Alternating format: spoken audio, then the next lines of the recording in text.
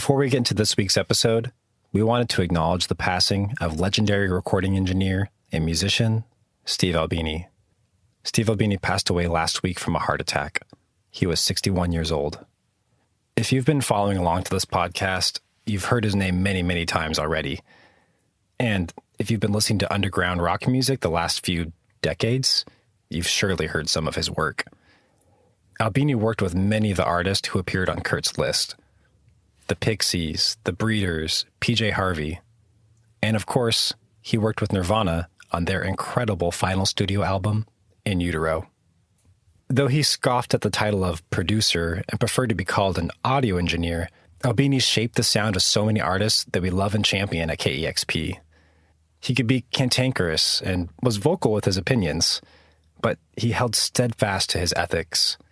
His philosophy was to stay out of the way, try and capture the bands how they sound in the room, and give whatever help he could when asked. Famously, he would refuse to take royalties on records, even huge albums like In Utero that would have yielded him fortunes. And that's because he felt his job was to facilitate, and that the music belonged to the artist. We are so grateful for Albini's contributions to music and the lessons he imparted onto us. We'll no doubt talk more about him and his work as this series continues. Rest in peace, Steve Albini. Now, back to the show. Playing Nirvana. The Cobain 50. Nirvana. Kurt Cobain's top 50 albums. Nirvana. From listener-powered KEXP. This is the Cobain 50 from listener-powered KEXP. I'm Martin Douglas. And I'm Dusty Henry. This week, Martin Douglas is diving into the album Philosophy of the World by the Shaggs, which dropped in 1969. If ever there was a cult album, I think this has to be it. Oh, absolutely. This is the pure definition of a cult album. Like, I had no idea of the sheer history of this band and the album before I started doing research for this episode. Well, let's hear more all about that. Here is Martin Douglas with the Shaggs' Philosophy of the World. Let's not mince words and get this out of the way early. Philosophy of the World has stood the test of time as legitimately one of the most polarizing full-length albums ever recorded. My companion is with me wherever I go, it goes to. Upon hearing it, Frank Zappa famously said the Shaggs were better than the Beatles. Others have described this album as hauntingly bad. You're such a sweet thing, but you can be so mean. You're such a sweet thing, you used to make me dream. The legendary, or infamous, depending on who you're asking, rock critic Lester Bangs described Philosophy of the World as one of the landmarks of rock and roll history. For Rolling Stone, Deborah Ray Cohen once wrote that the band sounded like lobotomized Trapp family singers. Musician Terry Adams, who had a hand in the posthumous success of the Shaggs, favorably compared their style to the genius of free jazz pioneer Ornette Coleman. All that is to say that the Shaggs are equally beloved and despised. Regardless of how any of us feel about the music of these three New Hampshire sisters, their story is one of the more compelling narratives in American music history. At times, it's so unbelievable that it borders on folklore. Tom Cruise once tried to option a movie based on the famous 1999 New Yorker feature covering the Shaggs and their family. It could easily enter the canon of the great American novel. That is, if the details weren't all true. With that said, fasten your seatbelt and let me take you on a ride. There was a sports car on the road. I thought I knew the fella that drove. That little sports car was slippery as an oyster. Fremont, New Hampshire is a small suburb of Exeter, a little over an hour northwest of Boston. Long ago, Exeter was a rural town with a textile mill, dairy farms, and a manufacturer of handmade wooden barrels. It was working class and far from the old money, waspy stereotypes that people associate with other states in New England. It's the area where a man named Austin Wiggin Jr. grew up, and where he raised the biggest celebrities to ever come from Fremont. Austin was a child when his mother gave him a palm reading that would alter the course of his life. She made 3 predictions for her son. He would marry a woman with strawberry blonde hair, they would have 2 boys after she passed away, and his daughters would play in a successful band. Sure enough, years later, he married a woman named Annie, who did in fact have strawberry blonde hair. They ended up having 2 boys, Robert and Austin III. And, as you know at this point, they also had 4 daughters, Dorothy, known as Dot, Helen, Betty, and Rachel. When 2 of his mom's predictions were proven right, Austin decided to give fate a big nudge on the 3rd one.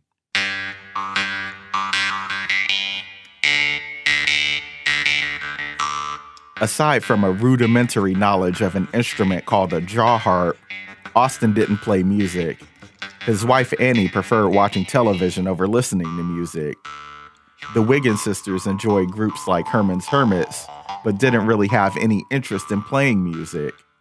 Their biggest professional aspirations were to maybe one day become secretaries. But according to their father, music was their destiny.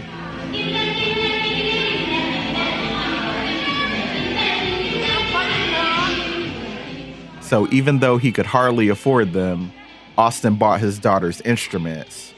He named their band the Shaggs, after the shag haircut, all the rage at the time, and the 1959 film The Shaggy Dog. Here comes that shaggy dog again in Walt Disney's new motion picture. Not to be confused with the British verb to shag, which means something you should probably find out from the Austin Powers movies. So listen, why don't we go in the back and shag? What? Austin also decided to homeschool Dot, Betty, and Helen and put them through a rigorous practice schedule.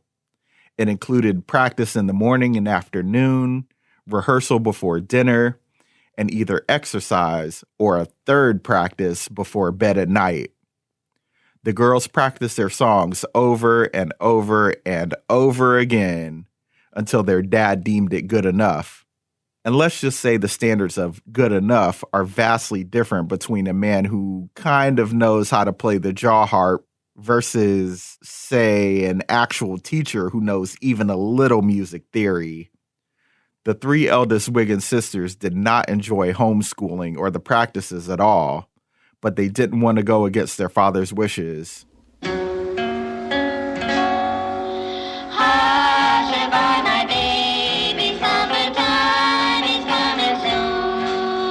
Austin was a humorless, strict disciplinarian, old school even by late 60s standards. His daughters were forbidden from having friends or boyfriends, and the Wiggins did everything as a family. Friday nights, they went to the supermarket to buy groceries for the week. Sunday mornings, they went to church. Eventually, the family spent their Saturday nights at the Fremont Town Hall, where Austin arranged to have the Shaggs play every week. Fremont was the sort of place with a comical lack of recreational options. So, audiences at the Shaggs Town Hall residency consisted of a few dozen teenagers, sometimes up to 100. The teens in town either responded to the Shaggs songs with ridicule or ignored them completely. The Wiggins sisters were mortified. They knew they were far from spectacular musicians. Their youngest sister, Rachel, not yet in the band and thus still enrolled in high school, was bullied. Rumors spread about the grouchy patriarch Austin and his homeschooled daughters. Some said that Austin had forced his daughters to play music. There were allegations of abuse, which were unsubstantiated. There were claims of inappropriate intimacy between Austin and his daughters, which Helen later admitted was true in her case. There are many things I wonder, there are many things I don't. It seems as though the things I wonder most are the things I never find out. In 1969, after about 5 years of practice and live performances, Austin brought his daughters to Fleetwood Studios in Revere, Massachusetts. Fleetwood was a popular recording space for local rock groups and marching bands. When the Wiggins sisters entered the space, one engineer noted they looked miserable. They did not think they were ready to record, and neither did the Fleetwood engineers. Austin was the only person in the building who seemed to feel the Shaggs were ready and wanted to capitalize on the band's momentum, or whatever momentum he perceived they had, as he must have pretended not to notice teenagers throwing trash at his daughters during their performances at Fremont Music Hall. In any case, the Shaggs went through with it. They recorded all 12 songs on Philosophy of the World in just one day. As a piece of music, the first word that comes to mind when listening to Philosophy of the World is incoherent. Dot sings lead, often in unison with Betty, and they both play guitar. The songs, which were all written by Dot, are delivered in odd meter with no discernible rhythm or time signature involved. Helen plays drums, and it sounds like she's keeping time for a completely different song, either in another room or the deepest cavern of her imagination. But once you get past the jarring effect of the disjointed, erratic rhythms, there's something profoundly intriguing about the band's musicianship and songwriting. The short people want what the tall people got, and the tall people want what the short people got. The album's title track spells out the philosophy of the world in a way that is concise and direct, yet profoundly insightful, like a Chinese proverb. That philosophy is basically, the grass is greener on the other side. Dot and Betty wrung catchy melodies out of their detuned guitars and paired them with plaintive, sing-songy vocals.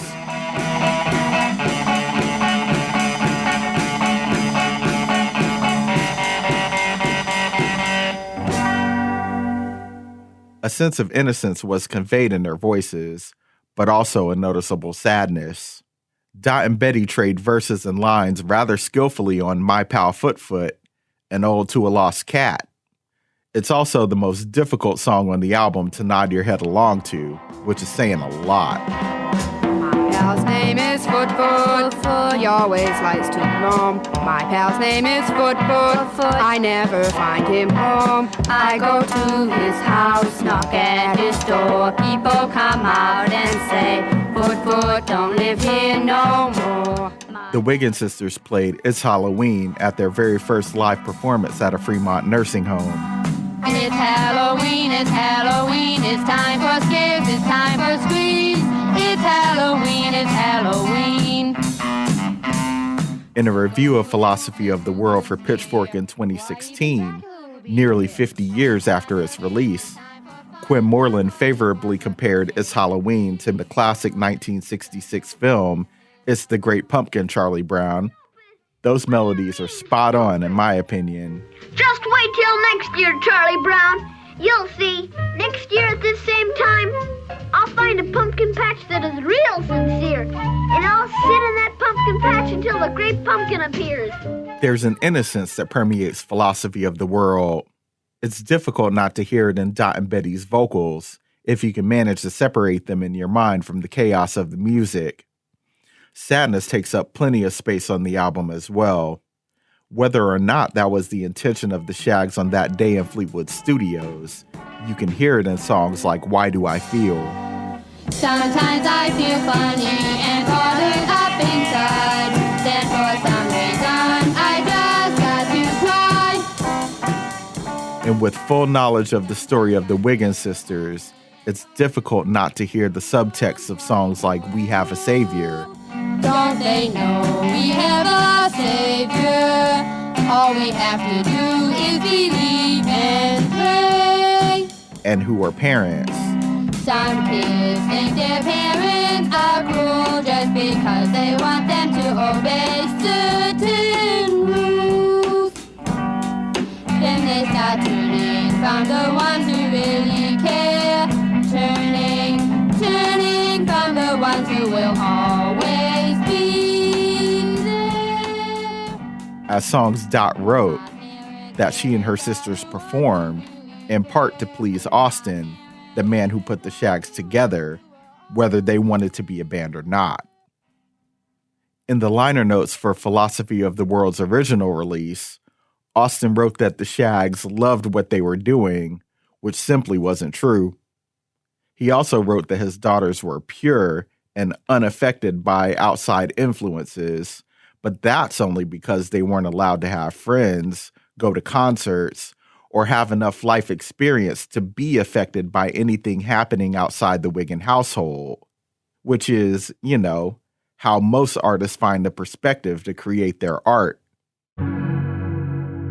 After Dot, Betty, and Helen recorded Philosophy of the World, the Fleetwood engineers who recorded the album hired session musicians to re-record the parts and make them a little more coherent. But none of them could place the timing or the notation of the sisters, who were completely self-trained musicians with cheap, out-of-tune instruments. From the 1,000 copies Austin paid for, he only received 100. It didn't matter anyway, because nobody who recorded the album thought it had any monetary value. I learned my lesson never to roam, never to roam, never to roam, never to roam, never to roam. In 1973, Fremont Town Hall discontinued the Saturday night shows. The sisters continued to play at state fairs and nursing homes, even returning to Fleetwood Studios in 1975 to record more music. The Wiggin sisters, which now included youngest sister Rachel on bass, eventually became fairly capable musicians by this point, which is to say their music sounded rudimentary, which was a big step up from where they had been. Their timing was a little wobbly, but nowhere near as baffling as on Philosophy of the World.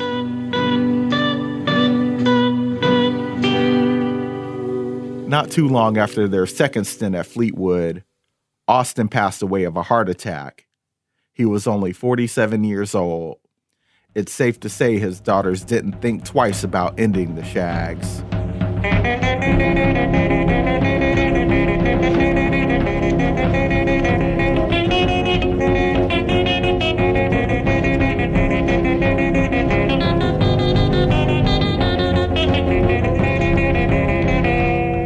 But dissolving the group is not where the band's story ends. In fact, their legend didn't truly begin until years later. In 1980, Terry Adams of the band NRBQ spearheaded a reissue of Philosophy of the World, which would include the Shaggs as one of the founding names in the canon of outsider music. The Shaggs' sole full-length of original material gained an international following, making fans out of names like Bonnie Raitt, Jonathan Richman, former frontman of the Modern Lovers, rode on it twice. I'm in love with rock and roll, and I'll be out all night. And the namesake of our podcast, Kurt Cobain. In a couple of very deep-cut print interviews, he compares the style of the Shaggs to the aesthetic of his beloved K Records.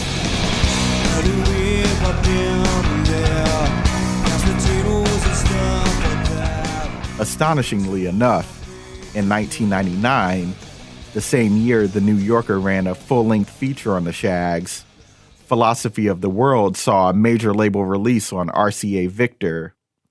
Songs from the album got a decent amount of airplay on college radio, thanks to the burgeoning interest in outsider music and the popularity of artists like Jandek and Daniel Johnston. And yet, perhaps as a surprise to no one, the album still didn't sell well. My last name is Foot. He always likes to run. In 2001, a Shaggs tribute album was released. It was called Better Than the Beatles, titled after that famous Frank Zappa quote.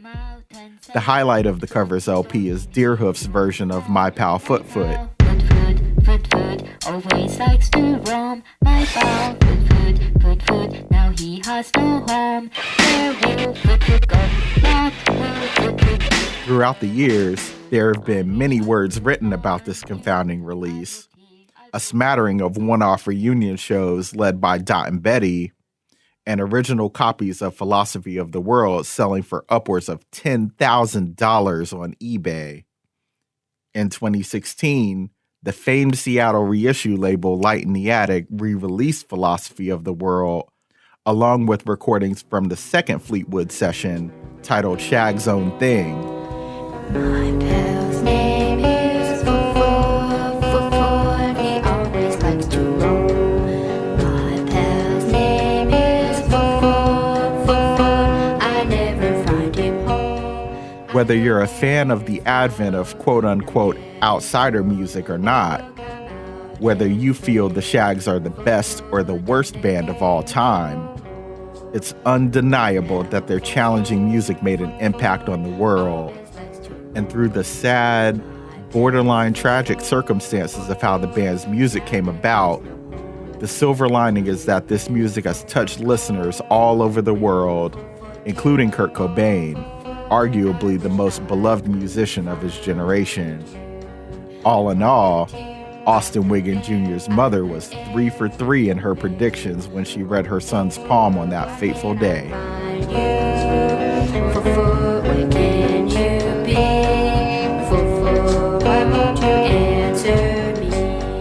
That was our own Martin Douglas talking about the Philosophy of the World by the Shaggs. As we talked about at the beginning, this is maybe the epitome of a cult album and maybe a question of how far music can go or taste can go. What were your feelings about the record, Martin? Man, I have to admit that the first time I heard this record long, long ago, I don't even remember when. I'm sure I wasn't the only one, but I was like, what the f*** is this? Yep. Exactly the same.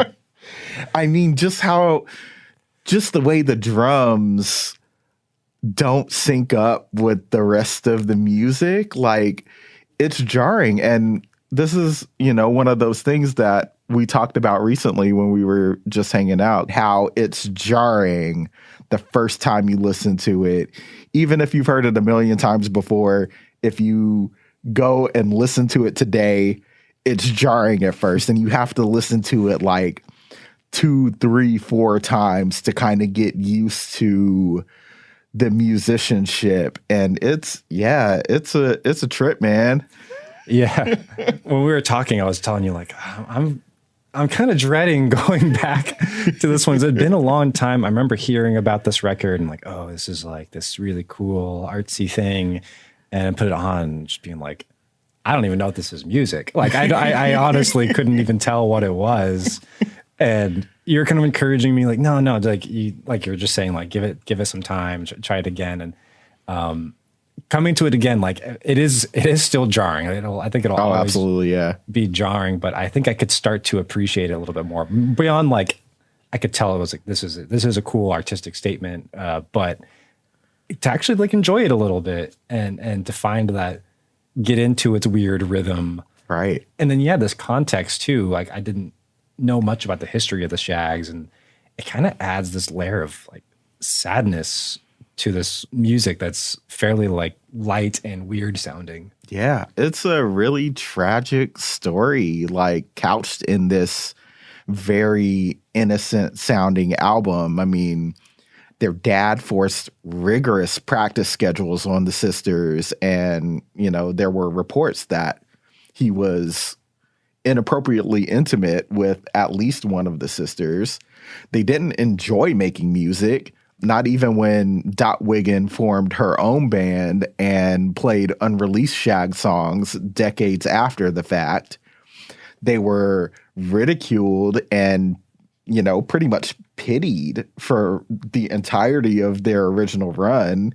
They were kind of celebrated after the fact, by Kurt, by Frank Zappa, who it's said that he said they were better than the Beatles, but it hasn't been officially attributed. Like, no one can find the actual source of when Frank Zappa said the Shaggs were better than the Beatles. But also, I think it's funny that Frank Zappa would say something like that. It's a very Zappa thing to say. On brand, as they say. Yeah, but then you get into the idea that this kind of predated the entire twee pop movement, you know, in a different way than Shona Knife did. Also kind of predated the sort of weird indie movement, you know, with R. Stevie Moore and Animal Collective. And it made me think of like the notion of quote unquote outsider music and how the difference between outsider music and avant-garde music is pretty much class. You think about the Shaggs, they didn't come from this waspy northeastern town. They came from a very working class town in New Hampshire. Their dad was a mill hand, and he basically forced these girls into a band thinking they were going to get rich. Yeah. And they, you know, didn't have discernible musical talent before they started this band. They barely knew how to play music. Yeah. They barely knew how to play music on the recordings. And you think about somebody who might have come from a quote unquote richer town, and the idea that they might have been called avant-garde. Like you think of, I mentioned Animal Collective, who I believe all had college backgrounds, and they're making really weird, really jarring music, and people called it avant-garde, and they were celebrated for it. But because these teenagers are, you know, from a poor town, they're girls, they're not women, they're girls. They kind of got the brunt of the ridicule that they wouldn't have necessarily gotten if they were, you know, like college educated men. Right. Like if Dirty Projectors put out an album that sounded like this, people might take it seriously at first and consider it instead of like getting laughed at or in the studio even. It's wild. But that's the other thing too, is that like because of the nature of how it was made, which is, again, to iterate, really messed up, like what these girls had to go through. But you could not recreate this album and sound if you tried. Like, it's just like, it's a one-of-a-kind thing. Like, the way that the drums are off-kilter, like, it's truly this weird conflux of f***ed up situations that allowed this record to exist. Yeah. In music, the term inimitable is used a lot. And I think that for better or worse, inimitable is the word that you would have to use to describe the Shaggs. For sure. Yeah, I mean, even just the lyrics on this record, like, you know, and, you know, we have a savior and who are parents. Like, there's this weird underlying darkness again, like within the music. And it's so easy to, like, I can understand like the instant reaction to laugh just because it's like, what is this? Yeah. But then you dig in and you listen more, you listen a few times and you're like, wow, like, it feels like something's trying to come out of this music that the girls are trying to express as they're being oppressed at the same time. Yeah, it's really wild. And a song like Who Are Parents, which is like an ode to, you know. Your parents are always there for you. Yeah. Like, it doesn't even feel like Stockholm Syndrome. It feels like it was written under duress. Yeah. So like, yeah, let's bring it to the final question of this episode. Is this album good? Oh man, that is that is such a tough question, and I almost I don't know. Like, and I've been sitting with. I mean, I can appreciate it, and I think I like it more and more. The good is obviously such a subjective term. Mm-hmm. This album, like, given its circumstances, given how it is performed, it's almost beyond critique to me, and let alone that it's minors making the music. But I do think there is value to be heard in this music. It is like you're saying, with terms of like what we prescribe outsider or avant-garde to. Like, if you stripped this away from all that, like, it would certainly fit that criteria. So I will say yes, it is good, but I have a lot of caveats that I'm wrestling with. I think when you said that this album is beyond critique, that is a perfect descriptor, a perfect analysis for this album, because I've also been thinking about whether the objective was achieved by the artist, and that being the criteria for which we critics, at least critics who are good, try to evaluate albums.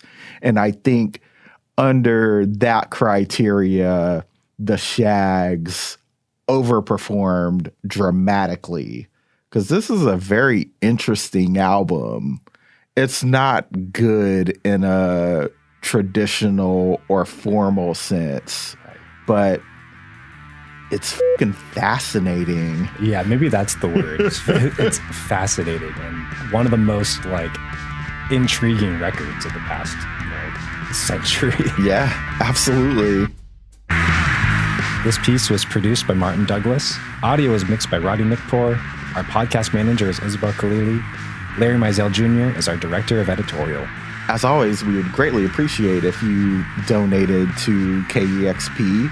You can do that as an amplifier, or you can leave a one-time donation at kexp.org/Cobain.